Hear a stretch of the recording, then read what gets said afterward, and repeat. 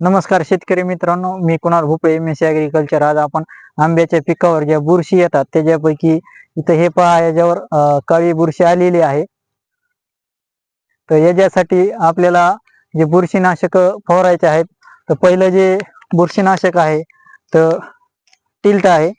तर टिल्टचा जो डोस आहे 15 लिटरला 10 ml चा डोस आहे.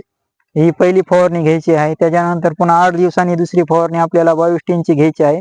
22 चा जो डोस आहे तर प्रति लिटरला 1 ते 1.5 ग्राम असं हे वापरायला पाहिजे.